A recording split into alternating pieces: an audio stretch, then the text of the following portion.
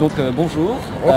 Alors, pourriez-vous tout d'abord nous décrire votre association? Voilà. En fait, l'association, c'est une association qui a été créée il y a plus ou moins, on va dire, même pas encore un an, je veux dire, dans le but de venir en aide aux personnes démunies. Démunies également SDF, personnes avec enfants malades ou non. On apporte différentes aides, comme par exemple la distribution alimentaire, comme par exemple aujourd'hui le mercredi, kiosque. On réalise également des distributions, je veux dire, alimentaires tous les jours. Là on passe aussi bien dans les squats, étant donné qu'on a, je veux dire, de plus en plus sur Charleroi, ainsi que dans les familles. Donc là on vient en aide aux familles, je veux dire, soit sous CPS, médiation de dette, personnes au chômage, ou je veux dire qui ont un domicile et qui malheureusement n'ont pas de revenus. On apporte toutes différentes aides comme ça, aussi alimentaire, administratif, vestimentaire, mobilier. Voilà. Ensuite, question suivante, comment a été créée votre association à l'origine? L'association en fait a été créée au mois de septembre 2016, tout simplement étant donné que disons moi-même ainsi que ma compagne, on a vécu également la rue. Donc on a eu l'occasion de vivre, je veux dire l'occasion c'est pas seulement une occasion, mais 3 ans je veux dire sans domicile. Au fur et à mesure en remontant la pente, on a voulu nous-mêmes, je veux dire, vouloir aider. La création de la SBL est venue comme ça, par la suite, avec des personnes qu'on a également aidées, qui ont voulu rejoindre, je veux dire, dans le comité d'administration. Voilà, c'est comme ça que la SBL fut créée. Ensuite, quel est votre rayon d'action, les zones où vous allez faire cela? Le rayon, je veux dire, est vraiment vague, parce qu'on s'étend vraiment sur Charleroi, aussi bien Charleroi Centre, le Grand Charleroi. On s'étend même des fois hors la région du Hainaut. On a déjà été sur Namur, la région liégeoise. On est vraiment le plus possible, je veux dire, sur la région du Hainaut. Maintenant, on reçoit des demandes sur d'autres régions. Là, on collabore, par exemple, avec la région de Beaumont, avec la Donnerie des Fourmis également, Nathalie Charlet.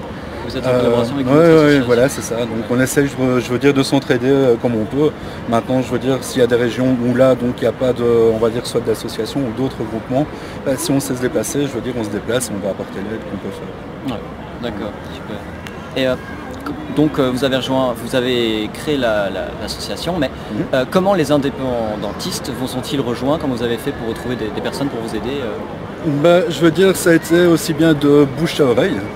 Je veux dire, au début, on était deux, moi-même ainsi que ma compagne. Et étant donné qu'on faisait déjà des aides, je veux dire, on a déjà eu des personnes qui venaient au siège, ou même à la maison, je veux dire, pour chercher de l'alimentaire. C'est des gens comme ça qui ont voulu s'investir par rapport à l'aide qu'on leur offrait.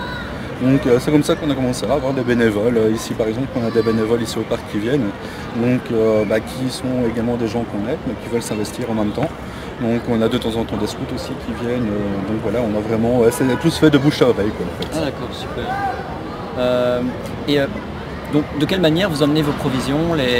Ce sont des personnes qui vous les donnent, mais à partir d'où vraiment on peut vous les... Ça dépend. On reçoit par exemple certaines denrées venant de certains magasins qui offrent certains produits. Maintenant, par rapport aux chaînes alimentaires, on reçoit les invendus d'autres magasins qui nous permettent aussi bien de pouvoir offrir les repas qu'on fait justement tous les mercredis.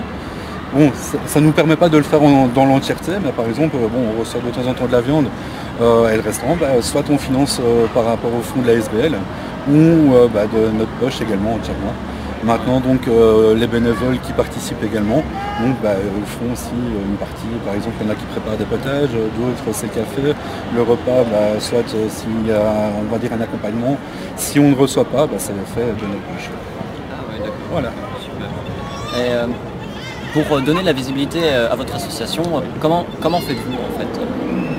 Ça devient très compliqué, malheureusement. Je veux dire, disons, ce qui marche le mieux, c'est le bouche à oreille.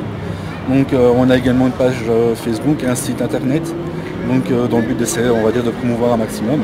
Maintenant, c'est vrai que c'est pas évident, on essaie aussi bien d'avoir des sponsors. Maintenant, au niveau sponsor, il faut bien comprendre que le niveau finance, c'est pas évident. Voilà, on essaye, je veux dire, ce qui marche le mieux, je veux dire, pour le moment, c'est bouche à oreille. Bouche à oreille, d'accord. Voilà. Donc même pour les personnes sans abri, c'est bouche à oreille, vous faites... Beaucoup. Maintenant, je veux dire, de nous-mêmes, on passe, je veux dire, les centres, par exemple, aussi bien CPS que, je veux dire, abri de nuit, disons, nous connaissent aussi. Donc c'est comme ça aussi que les gens savent où on peut nous trouver. Donc on sait, certains squats, je veux dire, ça part entre 15-20 SDF par squat. Donc je veux dire, ça tourne comme ça. C'est vrai que c'est beaucoup plus du bouche à oreille qu'autre chose. Et comment voyez-vous après l'avenir de votre association? Je veux dire, on essaye d'avancer, comme on dit, petit à petit. On n'a pas l'objectif de vouloir grandir trop vite. Maintenant, donc, ici, on est à la recherche, je veux dire, activement d'un local. Donc, local, pourquoi? Parce que actuellement, le siège de la SBL est à notre domicile. Donc, tout ce qui est stockage vestimentaire, alimentaire, je veux dire, tout est chez nous. Maintenant, donc, le local servira aussi bien pour le stockage, maintenant dans le but également de pouvoir recevoir les gens. Ça, je veux dire, l'objectif ici, on est dans le parc, il faut bien comprendre que le parc, on va devoir le quitter. Donc, il nous reste officiellement un mois où on va pouvoir, je veux dire, faire cette distribution-là. Maintenant, donc, on recherche un local, justement, où on pourra justement continuer les distributions du mercredi.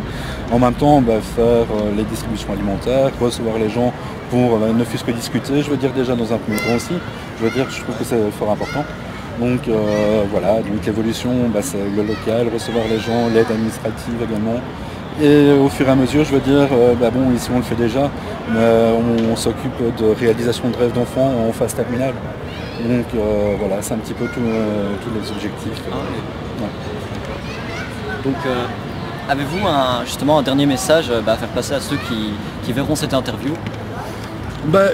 Un message, je veux dire, toute personne qui souhaite pouvoir aider, je veux dire, à la bienvenue. Oui. Maintenant, voilà, je veux dire, on pousse personne. Donc maintenant, voilà, simplement ça, tout est à la bienvenue. Ça va, super. Voilà. Merci beaucoup. Merci aussi.